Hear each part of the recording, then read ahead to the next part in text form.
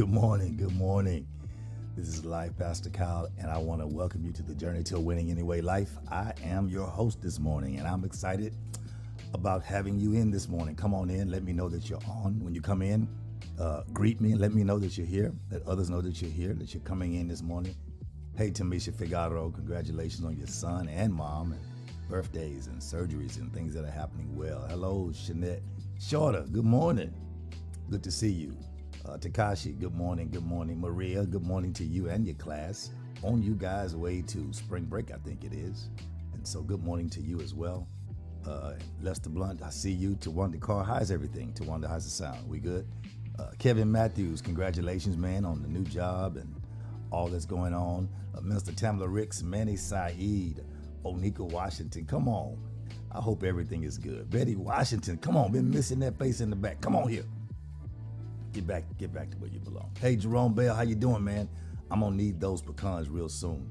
Good to see you. I'm gonna need that. Make a nice order and bless my church. Hello, Dolores Bell, Minister Ricks. They said yes, it's good. I'll turn it down in a minute. We're gonna do some things differently today. I want to talk this morning. This is gonna be fun, y'all. This is the winning anyway, the journey to winning anyway life. Hello, Terrence Bell. Good to see you, man. Enjoyed you the other night thoroughly. Listen, as we were preparing for what we're going to do in life, Andrea, I see Clarissa, Renee, I see you there, Andrea Thomas, Jean Pouncey, Dr. Emery Shelvin, good morning, man. Listen, as we adjust in life and grow in life and prepare our lives for the next level of what God's going to do for us, hello, Mabel Rice, we have to now evaluate our table. Oh my goodness, I'm going to have some fun this morning. We have to evaluate our table. You know, oftentimes we in relationship to one car, we often are asked the question. Hello, Carlos Divine up in Washington D.C. Takashi's gonna be real notes. I'm going in hard this morning because we're headed to 2B1 on Monday, so I'm in that mode. Canvas Booker Sap.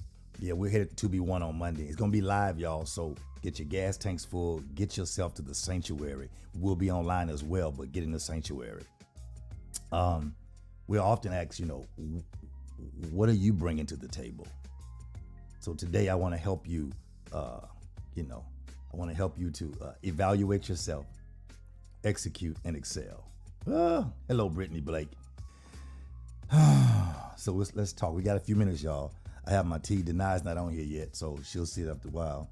And so I'm ready to enjoy what's about to happen today.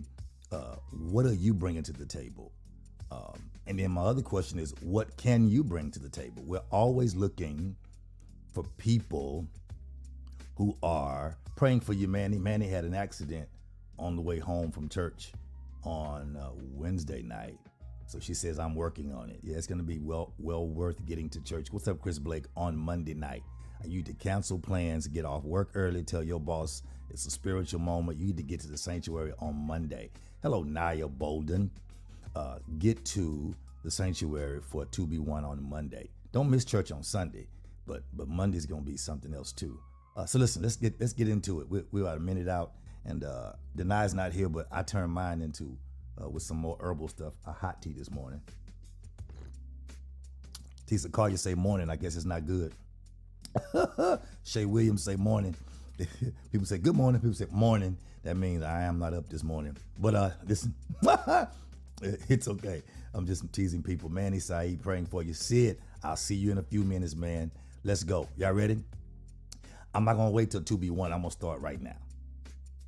Because whenever there's a situation that people are indulging in their life, you must evaluate every table of your life. Your breakfast table when you're preparing to work out, your dinner table, your lunch table, your association table, your networking table. You must evaluate every table in your life to find out what are you bringing to the table. But the main question is, hello, good morning, Lady Geraldine Shelvin. I didn't call about all three names this time. I'm reading the names right. And so listen, you have to evaluate what you are bringing to the table. But the main question is not always what you're bringing to the table or what others are bringing to the table. The question is, what do you need at your table? Okay. We often adjust ourselves based on what others need at the table. But sometimes you need to evaluate what you need at your table. Are we already doing something? Okay. It's not selfishness, it's self-evaluation. Remember, you evaluate, you execute, and you excel. So the question is, what do you need at your table? Because once you find out where your table is in your life, hey, Kenneth Davis, and what you're needing your table for, whether it's breakfast, lunch, or dinner, then you can deal with things differently. Here I go, Brittany Blake, because I want to ask you a question. What environment is your table in? Yeah. What environment is your table in? I want to know, what environment is it in? Because the environment that your table is in will determine what happens. Hello, Fidelia. It will determine what happens in your life. Environment does matter. The environment that your table is in, it does matter. Because again, this is the question you should ask the people in your life. Here we go. Because right now, God is doing some things. He's moving. And he's moving because people are shifting. And it's really not about the fact of whether they're shifting away or closer. It's the fact that you need to allow God to do exactly what he's doing. Here I go to one of the car. Hey, Danny Henn. Crystal Burton, good morning. You need to let God do exactly what he's going to do in your life. Okay, let me calm down because I'm overly excited right now. I'm gonna calm down because you want to know.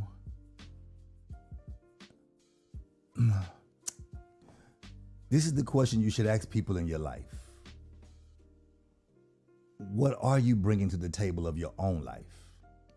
Then I'll know if I need you in my life. What are you bringing to the table of your own life? Then I'll know if I need you in my life. I don't need you adjusting to my life. I need you to be the best in your life. I'm coming. Kanika Adams Trigg, let's go this morning. Because you need to determine now what kind of person you're looking for. And stop. Hello, Deny. I got my stuff. You late, Deny. I got mine is warm today with a little extra additives to it. That's my tea. We're going in. What kind of people, here we go, Dolores Bell. What kind of people are you looking for? Stop telling people what you are looking for and look for the things that you're telling yourself. Because when you tell people what you're looking for, people tend to morph. Ooh, that's going to be good today. They tend to morph, or they tend to conform to what you're looking for until they can no longer be what you desire. Here I come, Sid. We're going hard. We'll have this talk in the barbershop here today. Look, I need to know, why am I in your life? You say you close to me. Why am I really in your life? Can you tell me why I'm in your life? Why are others in your life? You need to know, Michelle Jones, why people are in your life. But sometimes we don't ask the question because we really don't want to know why. Ooh, y'all quiet. We really don't want to know why they're in our life because our mindset is, I know what I'm using them for, and I don't care why they're in my life. You need to ask the question, Onika Washington, why are they in my life? When you have relationships, let me talk to Onika. I ain't seen her in a minute. I feel her spirit. When you have relationships and you keep having to adjust the relationships, it's because you've not done the proper evaluation. It's like a job, Roy Sales, that you have, and you have to keep hiring people and firing people and hiring people and firing people. It's because of the fact you've not done the proper evaluation to find out what they're bringing to the table. Let's go. Let's go. Listen, I want you to be careful that while you are processing, that you don't fall prey to the law of conformity. Can I help somebody? Y'all won't get it. Let me help somebody. The law of conformity. The law of conformity works in different kinds of ways. It means your environment really does matter. Some of you don't think your environment matters, but it really does matter. Can I prove it? If I can prove it, just say prove it. Say prove it, and I would love to prove it in the beginning of this whole live. Just say prove it. Hello, Veronica Galilee. Good to see you. You have to be careful while you're processing that you don't fall prey to the law of conformity. Somebody say, prove, Brittany say, prove it. Geraldine Wallace say, prove it. Trish says, prove it. Carla says, prove it. Here we go, y'all. I hope y'all are really ready for this. Canvas Booker says, prove it. Onika says, prove it. Danny Hinn says, prove it. Let me talk to you real quick. Let's see if we get it right. Let's see if I get it right. Listen. Wherever you set your table, you will eventually conform. Because your environment will always override your will. Ooh. Your environment will always override your will. Where's Donna? Your environment will always eventually override your will. Can you prove it, Pastor? I sure will. Listen, let's say you're a music fan, but you don't like, you should have said something. I know you was here. You got to speak when you come to the room, Donna Blunt. Listen, you have to watch this conformity thing. We talked about it the other day with some other people, some other things discussing with children. Watch this. You don't like country music, but you like jazz. You are a music fan of jazz, right? And you listen to jazz every day in your car. Every day. You hear jazz every day. And so you're a music fan. I'm coming, y'all. Hey, Tweaker Hood. But then your car breaks down. It's in the shop. And so you have to ride with a coworker that lives behind you in your neighborhood. And all your coworker plays is country music. And consciously, you don't even think about it. All you know is you don't like country music, you only like jazz. But then your coworker starts playing country music, per se country music. And watch this, Sydney. In 2 to 3 days of riding with your coworker, eventually, you're going to start patting your feet to the music you don't like. By the end of the week, you're going to be humming while you're cooking, even though you don't like country music. Y'all not ready. Y'all not ready. Y'all not ready. Y'all not ready. Y'all not ready. Y'all not ready. So in that, y'all not ready. Y'all not ready. So in that, consciously and subconsciously, you'll say, I don't like country music. But in 2 or 3 days, you're in the car patting your feet. And by the end of the week, you're humming the thing you say you don't like. Because most of you are being programmed in life and you don't even know how or why. Because you've not evaluated your life. I'm coming this morning. Oh, we're going to have a good time on Monday. Listen, it does not matter how you desire to be. Are y'all back with me again? Are y'all back? Y'all back? It does not matter how hot, you know, some of y'all say, I enjoy being warm.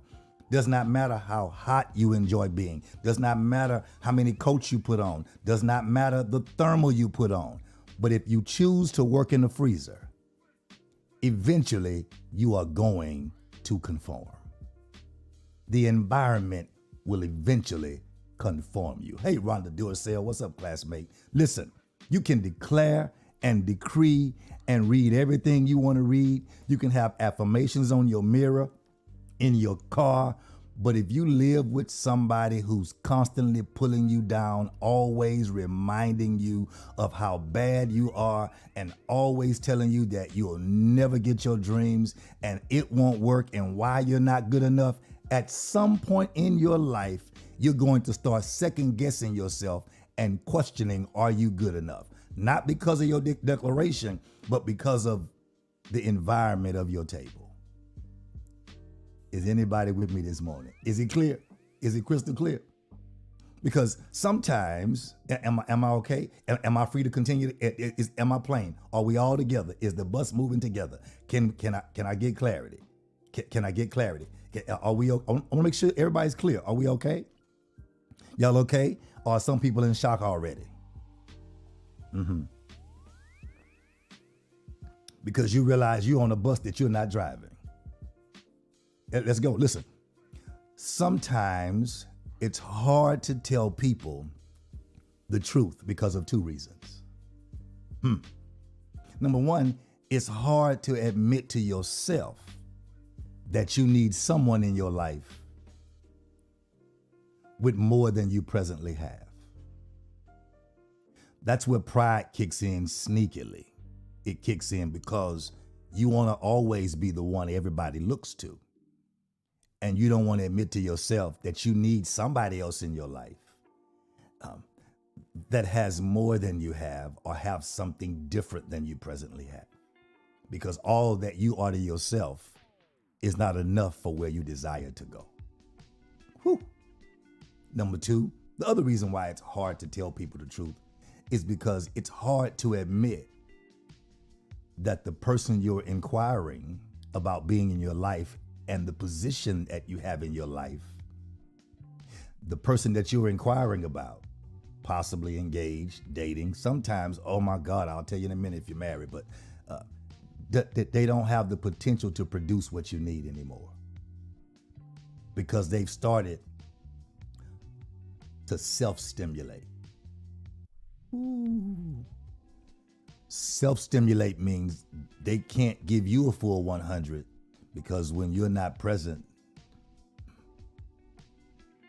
they're starting to stimulate themselves. So your stimulation is not as important because they're already self-satisfied with self-gratification. So your needs are not as important. Am I too deep this morning? Okay. Oftentimes, when people are looking to put people or be at a table with people, the real individuals, mature individuals, are looking for people for inspiration to be better. Tarika Hood, what's wrong? What's wrong? She got a blow up mind. Come on, we all right. People are looking for inspiration to be better. So the only way to really have inspiration to be better is we have to learn to master conversation to be better. Because conversation is what creates mental stimulation or stimulation. That better? Stimulation. You cannot create mental stimulation silent. You got it?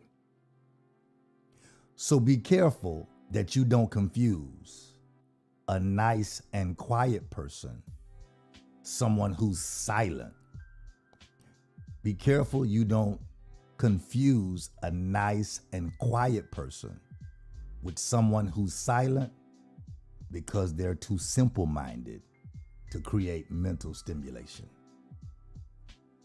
And all you saw was, they're so nice.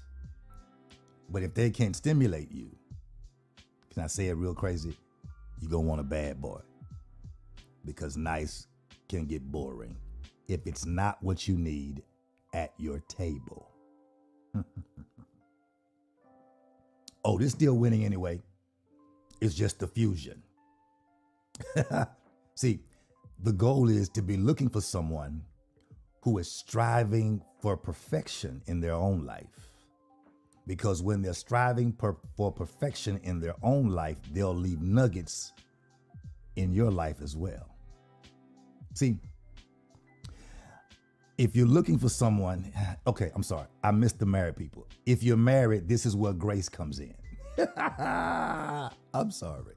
If you're already married, have a spouse, this is where God graces you to get what you need. Because once you're married, you're looking, good morning, Quan, what's up, man? Looking for inspiration. That's in conversation, you find out what you need, either before you get married or while you're married. That way, you know what to do and know how to complete the job right. Y'all ready? You should be looking for someone that's striving to be better spiritually. Because you don't need to be unequally yoked. That's a recipe for disaster. But if I'm looking for someone who is sensitive enough to keep me grounded when I go through changes, then my evaluation sometimes can get difficult because I will then have to look for someone, good morning, Deja, someone who I can submit to and admit to. When I'm feeling crazy, when I'm off, when I'm not subjecting myself, when I'm not submitting myself, I need someone to be accountable in my life that can guarantee that I don't forfeit what I'm getting at my table. You don't need anybody in your life that purposely brings you grief. Now, let me help you. Just because you're grieving don't mean somebody brought it to you. Maybe it's because you chose not to move quick enough. I'm going to say it again. Just because you're grieving doesn't mean somebody brought it to you. Sometimes you grieve because of the choices you've made. Sometimes you grieve because of the choice in real life God made and you don't agree with God. So you don't get the right to mistreat me because you haven't treated yourself the best. So you don't need anybody in your life that's bringing you grief. You're looking for somebody that you can respect and that can respect you. Let's go further. You have to put this puzzle together in your life to deal with this winning table. Because sometimes the table will have to vote and deal with things that you have not decided. And so you have to do it a certain way to make sure you get everything off and out of the table that you desire. I can't go too deep. I'll wait till Monday because in order to be submissive, you got to respect the person you're submitted to, male and female. When you lose respect for the person or you don't have respect for the person, then submission is not even on the table. So when people start getting rowdy, when people start getting combative, when people start getting debating a lot, you realize that person does not have respect on the table. Because respect leads over to love, and love allows you to submit who you are. Love is about the other person, not about you. When it's about you, that's when the love and respect is low. No questions asked. Truth. It's biblical all over the Bible. You can find it all over the Bible. Why you want to explain it? No. I don't have to explain it to prove it. You know it.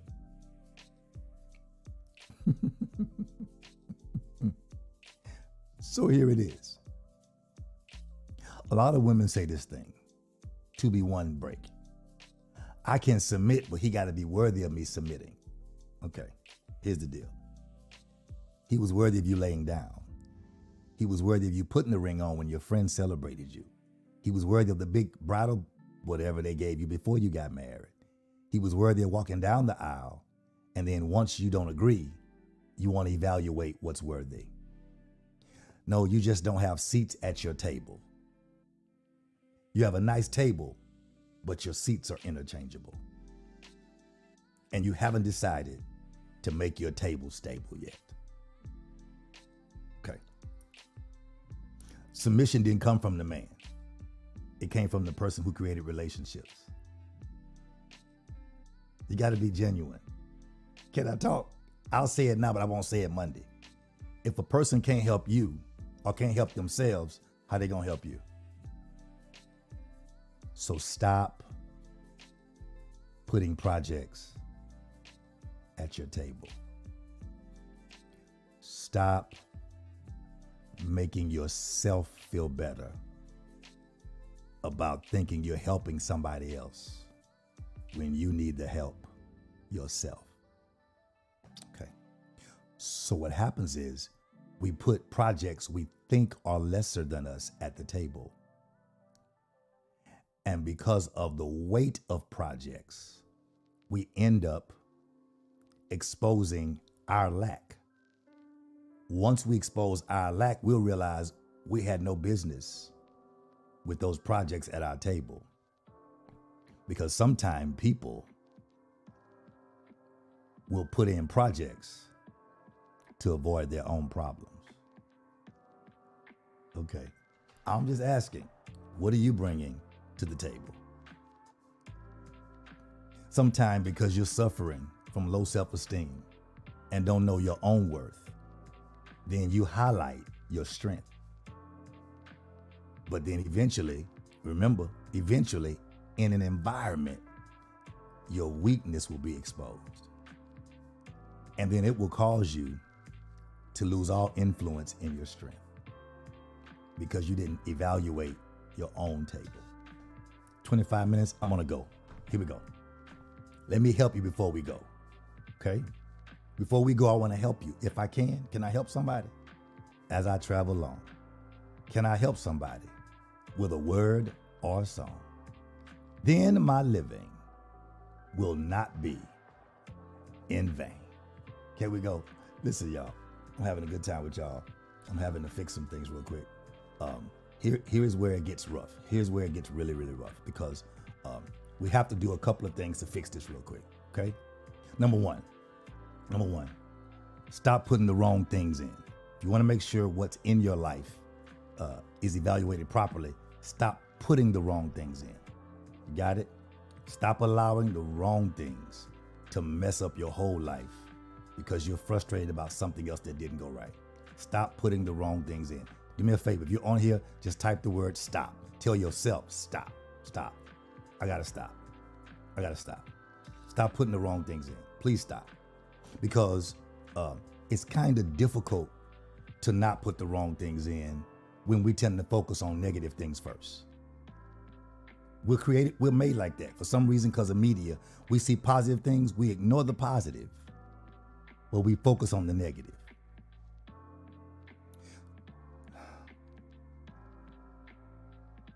So it's going to take intentional effort to stop this process. You're going to have to, Rhonda Duracell, you're going to have to take intentional efforts to stop. So what do? You do what you can control. I like that. Manny said, stop, Manny. Yeah, there you go. I like how y'all did that. I got to stop. First said stop sign. Geraldine said, stop, talk to yourself. Yeah, you're declaring some stuff, but if you don't change the environment of your heart, then guess what? It's going to happen eventually. So here's what you do. You do what you can control. Here it is. You manage what you can't. Got it?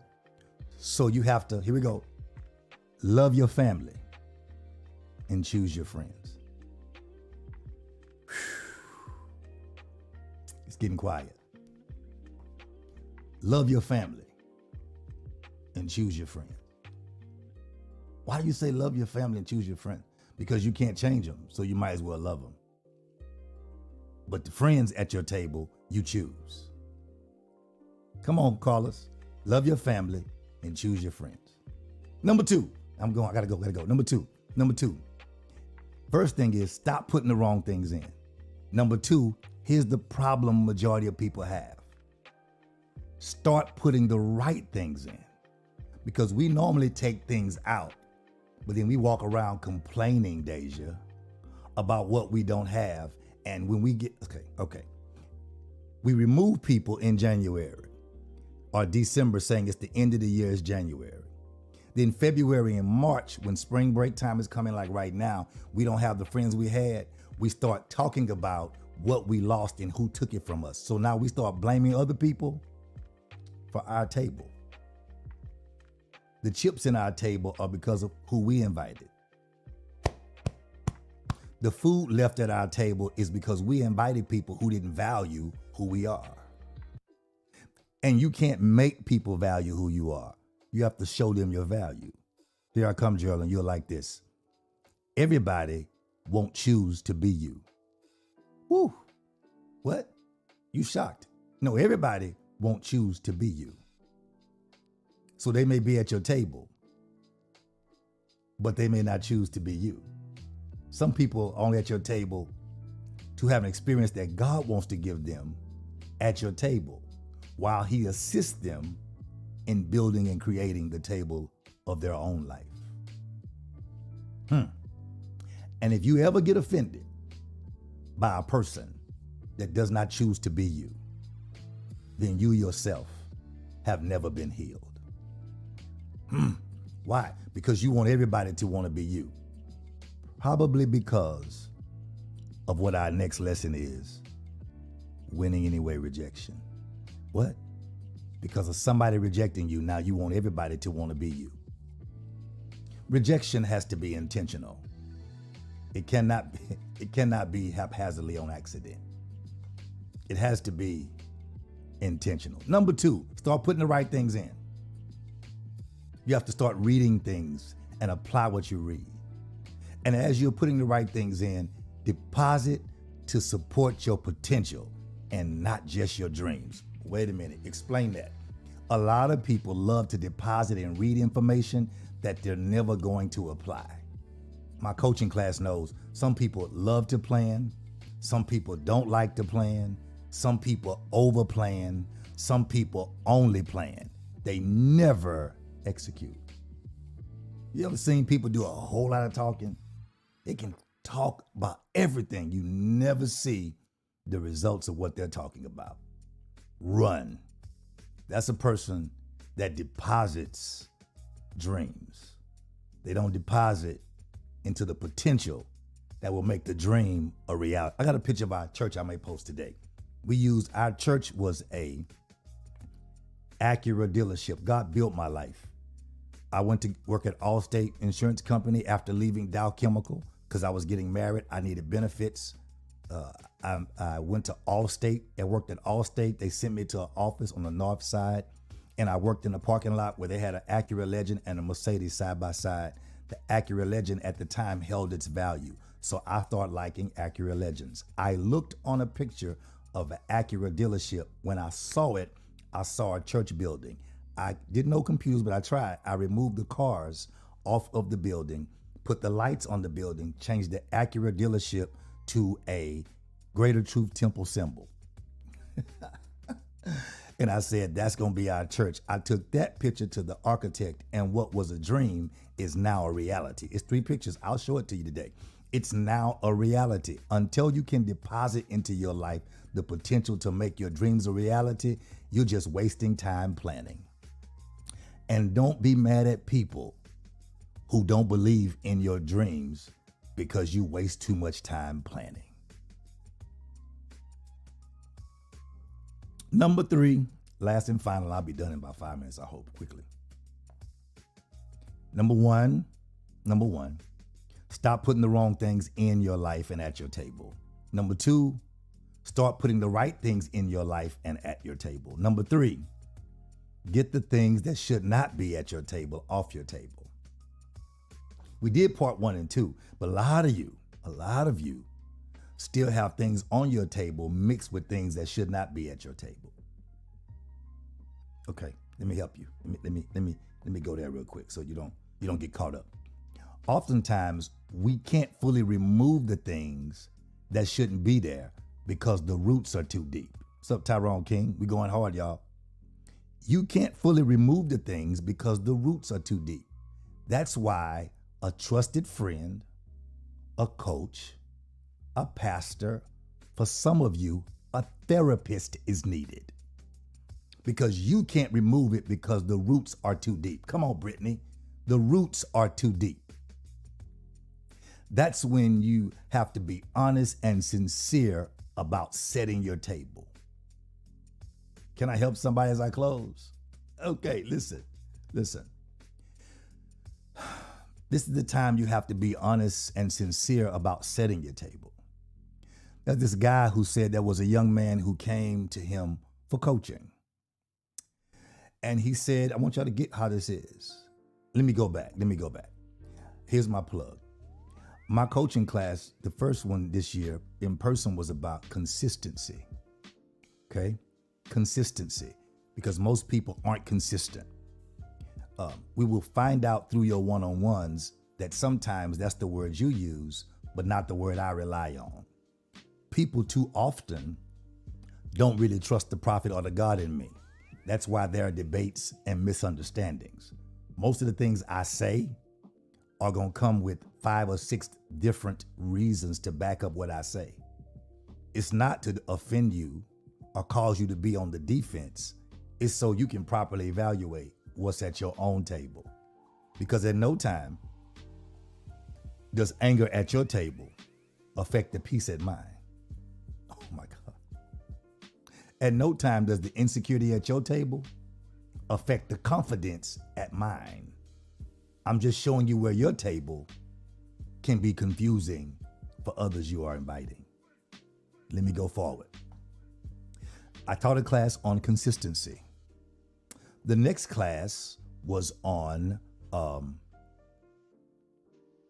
people who are what's the word for slowing, not doing things? My brain's clicking. People who are, what's the word? Winning anyway class. People who are procrastinating. That's the word, procrastinating. And so I put an email out that told them what the price was at that time. And for those who procrastinate, will pay more. It was a lower price if you register for the class right away. The next week, the price increased by $25 because you procrastinated. Because now I put you in the application of what I taught. So to not apply what I taught increased the value of what I said. Because it's a waste of my time if I'm gonna teach it and you're not gonna apply it. So therefore, now the price is now $150 for 2 hours. Next class, it started out being simply a nice fee, $100, if you didn't procrastinate. If you did procrastinate last week, it was $125. After last Sunday, it was $150. After this Sunday, it'll be $125. Someone will come the week of and say, how much is it? It will be $200. Why is it more money? Because if you're going to procrastinate, it's going to cost you. Wasting your own time is going to cost you, but I will not let you waste mine. Can we help you? Can I close? Tell me to close, please. Tell me to close it. Please tell me to close it. I'm coming. We're gonna get out of here. Listen, here it is. A young man comes to a coach. He says, I need time management. Listen to me well. I know y'all getting ready for work, but turn your phone up and pay attention. You might learn something this morning. I need coaching bad. I need coaching because my time management is off. And so him trying to evaluate himself saw him as having a time management problem.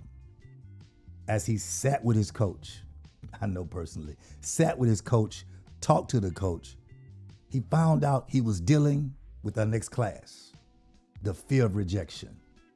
How does rejection create time management? Because the young man had feared being rejected because people rejected him in the past. And since he feared being rejected, he didn't like telling anybody no because of the feeling they were going to give him, thinking he was rejecting them. So he told everybody yes. So much that he had no time to complete all the tasks that was on his agenda. Not because he did not have the time, but because he did not manage his process. He was afraid to tell people no. So everyone who asked him for something, he said yes, yes, yes, yes, yes, yes. So I'm talking to about 10 of y'all on here right now. 10 of y'all, some of y'all in corporate, that's your problem. You don't tell people no. And then you complain about your time management. And it was never time. It was the fear of rejection that made him take on much more than he was designed or able to handle. Only an outsider can evaluate that. You don't have the potential because you are potentially dealing with hiding your frustration about being rejected. So therefore, whenever someone asks you to do something, you never say, I don't have time. I'm sorry, I don't have time. You don't have to be rude or ignorant or stupid. You can just say, I don't have. You don't have to be mean or mad. And I'm busy. I don't have time. You gotta stop that. All you gotta do is say, you know what? I don't have time for that. I apologize. I'm sorry. I don't have time. But thank you for thinking of me. Catch me again on the next event. Hopefully I have time. If we can schedule it more in the future, that'll be fine. But when you start saying, I don't have time, I'm busy. Well, see, now you're frustrated because you don't have time and you're trying, I'm just protecting myself. No, you're not. You don't know how to address situations and issues. When in reality, you can simply say, I'm sorry, I just don't have the time to do it effectively. I can refer you to someone or get you some more help, but I can't do it effectively because of the fact that if I do, I may not give you the best of what you're looking for. It never was time management. It was simply the fear of telling someone no and being rejected because you've been rejected all your life by somebody who you really wanted to be in your life. Only an outsider can evaluate that. Then once it's evaluated, like I just gave you, you have to execute the proper response. Because you think I'm not, as savvy as you are, you won't take that response. But here's the deal. I'll never be rejected or burnt out because I'm gonna only tell you what I can do and do what I can do. So what you do is you'll be evaluated by someone outside of you. Number two, then you'll execute the proper response. I'm sorry, I don't have the time. And if they value your anointing, they will reschedule and make the time because there are some things only you can do. And they'll wait for you. Number three, after that, you can excel in life. That's the goal of setting your table right so you'll know exactly what to do with the people at your table. Listen, I'm Life Pastor Kyle. It's been an amazing morning this morning to ask you, what do you bring to the table? I want to know, what are you bringing to the table? What do you need at your table? And what's at your table now that's not being used? I had an event for my wife for her birthday, and I watched how they made this thing so seamlessly work. They brought appetizers out, hors d'oeuvres out, and then they brought out salad. And then after salad, they brought out the food. After food, they brought out the drinks and kept the drinks filled. And after the drinks, they brought out dessert because they paid attention to what was on each table. And as each table finished, they set the table for what was next. I know we all have a table, but here's my question. Is your table set for what's next? Or do you still have stale food from yesterday's disappointments on your table? Listen, I'm preparing for another class on March the 27th. Yep, you heard the price earlier for that 2.5 hours. Hello, Mary Woods. God bless you. It is, it's what price I said. If you're interested, inbox me. We're going to deal with winning anyway rejection. We always have a quick review of the consistency and the procrastination, but now we got to deal with how do I win anyway in spite of rejection? How do I not allow the rejection to keep me from replenishing my table? How do I not allow the rejection to keep me at breakfast when my dinner is ready? I'm ready for the full course. I'm ready for dessert. I'm ready for all the things. How do I not allow who was in my life to affect who's coming in my life now? How do I not allow who has left my life to affect who is in my life? Am I giving somebody stale bread because somebody who's left my life has caused me pain? So I'm feeding somebody the pain of stale bread when they're really in my life to help me carve my steak? Am I giving somebody who came to serve me my favorite dessert? Am I giving them leftover bread from yesterday's pain, yesterday's heartache, residue from who didn't love me? Am I rejecting the person who loves me because of the one who didn't? I want to know, who's at your table? What's at your table? How is your table? God bless. This is the Journey to Winning Anyway Life. I'm your host, Life Pastor Kyle. It's been an amazing, amazing morning. And I ask you again, what are you bringing to your winning table? Be honest. Tell yourself the truth. Get some help if you need to. Pastor, coach, trusted friend, even a therapist. Just make sure you're not wasting what's at your table.